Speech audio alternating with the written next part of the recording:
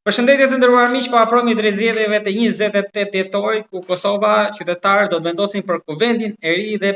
me shpresë për qeverinë e re për të tejkaluar krizën. Ditën e sotme kam kënaqësinë që të kem të ftuar doktorin Fitim Selimi, i cili është pjesë e listës PDK-s në këto zgjedhje.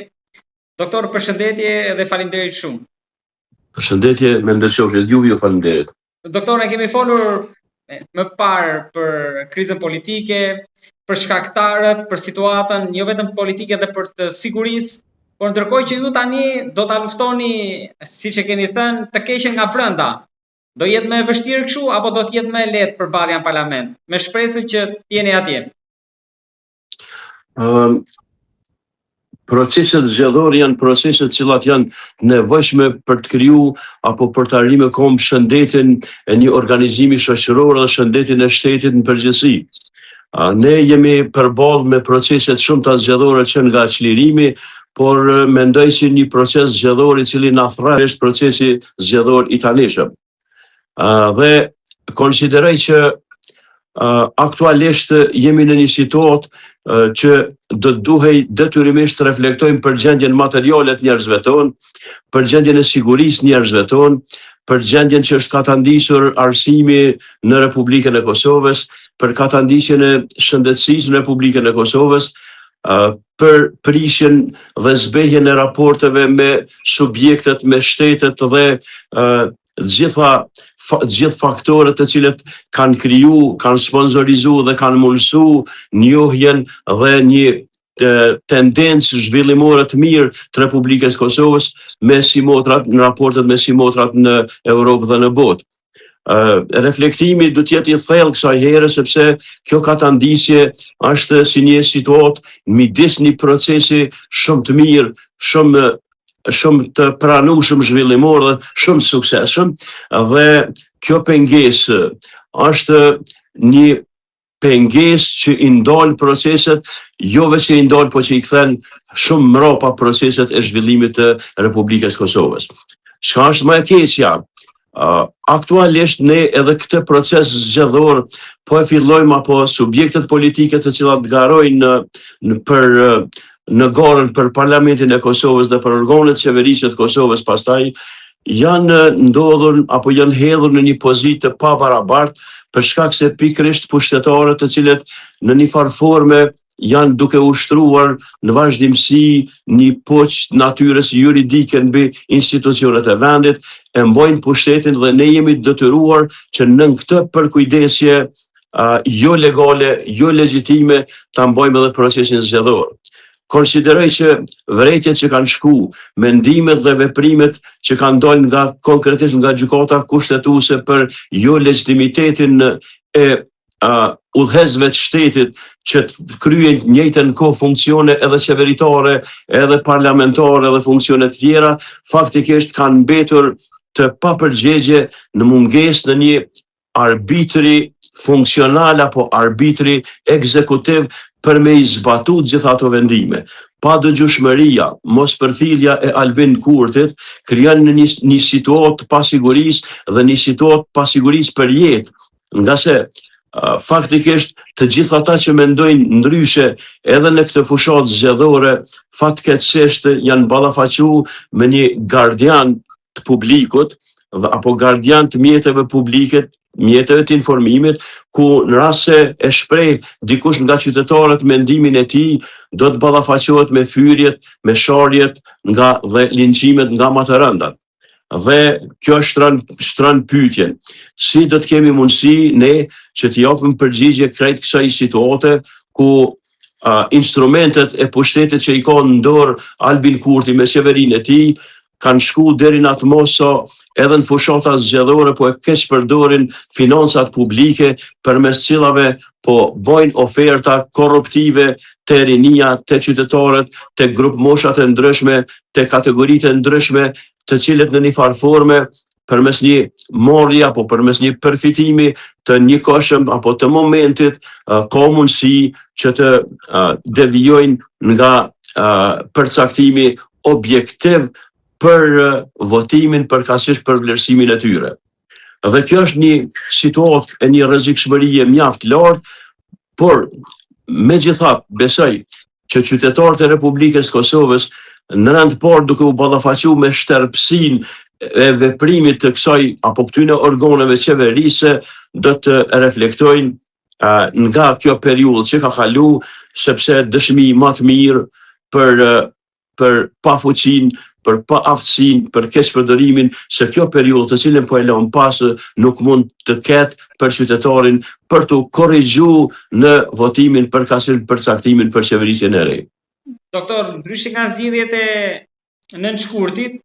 partitë e tjera shkojnë thuajse copy-paste me program dhe formacion. E vetmja që ka ndryshim thelbësor është PDK-ja me kryetarin e ndryshimet listë. Por tjetër çfarë ofron PDK-ja, pra ku bazohet më shumë te siguria, ekonomia, mirëqenia sociale, pra ç'është ajo që ju dallon nga të tjerët përveç kryetarit të ri dhe frymës energjisë? Natyrisht, Partia Demokratike, nëse ndalemi te programi i saj, është përqendruar në shtyllat më kryesore të zhvillimit përkatësisht të qeverisjes së vendit. Shtylla kryesore në të cilën Partia Demokratike nëpërmjet kandidatit të saj Bedri Hamzës për udhëhesin e qeverisjes së ardhshme ka ofruar një përmirësim të jetës ekonomike të qytetarëve, një shtim i kapaciteteve prodhuese në vend, shtim i ekonomike të kategorive të ndryshme. Rinia është në gjendje të rëndë, andaj për rinin premtohet një punësim i përshtatshëm.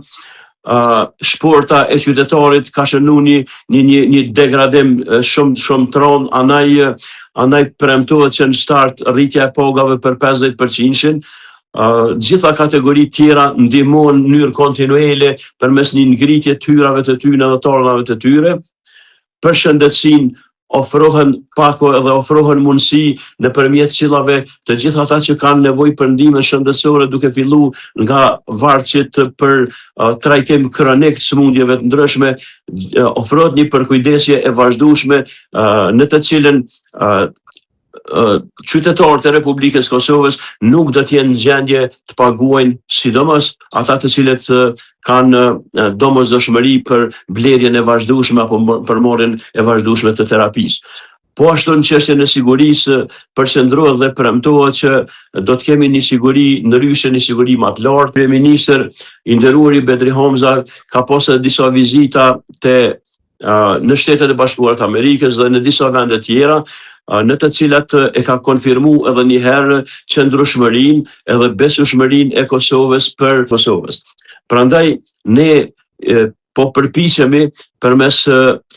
projekteve qeveritare, përmes projekteve tona që do t'i delegojmë në qeverisje, që ta rikthejmë në binarin normal Kosovën, në binarin në të cilin ishte vendosur në një bashkëpunim të plot, një bashkëveprim të plot me të gjithë ata të cilët e bojnë randin botnor, të cilët e bojnë sigurinë botnore, që bojnë sigurinë evropiane, që bojnë apo krijojnë sigurinë në fqinjsinë tonë, natyrisht duke i pas parasysh zhvillimet të cilat kërkojnë zgjidhje më akute, sidomos ato në raport me Serbinë, fqinje e cila deri në momentin e shlirimit e kishte statusin e okupatorit. Dhe ne në këtë drejtim e kemi shprehur gatishmërinë dhe vazhdon edhe qeveria e Partisë Demokratike, strukturat e Partisë Demokratike vazhdojnë ta shprehin gatishmërinë për kooperim me bashkinë ndërkombëtare për t'i thonë një herë e përgjithmonë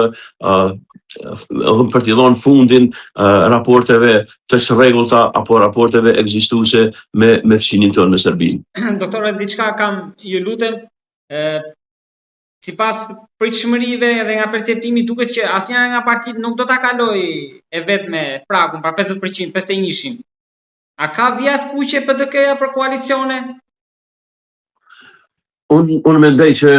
situata aktuale dhe uzurpimi, okupimi i posteve publike, okupimi i qeverisë i ka bën të gjithë prishjet e subjekteve politike, pavarësisht peshës sa kanë ata, që pjesën e vet apo me pjesën e vet të participojmë në qeverisjen e ardhshme në mënyrë që ti pamundsohet Albin Kurtit me këtë proces apo me këtë mënyrë apo me këtë qasje degraduese substancës së Republikës Kosovës të vazhdoj më të tjerë. Mendoj që Partia Demokratike nuk ka vija të kuqe me askënd që ka statusin e kategorisë kushtetuese. Partia Demokratike do të shënoj që sidomos me lidhjen demokratike si një nga subjektet shtetformuese në Kosovë, me Aleancën për Armërinë e Kosovës, me kolegë nga nisma opozitar. Me opozitorët e deritanishëm është gatishmëria që të vendosim një bashkëpunim të mirë dhe të gjejmë zgjidhje situatës së okupimit. Unë mendoj që këto zgjedhje më shumë do të kenë karakter çlirimtar përmes mjeteve demokratike dhe përmes këtij procesi zgjedhor, se që do të kenë karakterin në të cilin ne do të shfaqim nuansat në dallime që mund të kenë subjektet politike përkitazi me çështjet e ndryshme sektoriale. Natyrisht që programet duhet të jenë komplete, programet duhet të ofrojnë zhvillim, do të ofrojnë menjëherë masi të arrihet ky akt i rivendosjes një pushteti të mirëfillt, do të fillohet menjëherë me punë dhe me punë s'mund të fillojnë pa i pas projektet, kështu që projektet janë, Partia Demokratike i ka premtu projektet në gjitha lemit që zhvillohet jeta, andaj mirë po, kyçi i çështjes është momenti deri në rivendosjet një pushteti tjetër. Kyçi është zhvillimi apo rujtja e marrëdhënieve me opozitën, të pas parasysh që atë që e thatë nuk shihet mundësia në një zhvillim gradual apo në një zhvillim në këtë kohë shumë të rrëfeshme që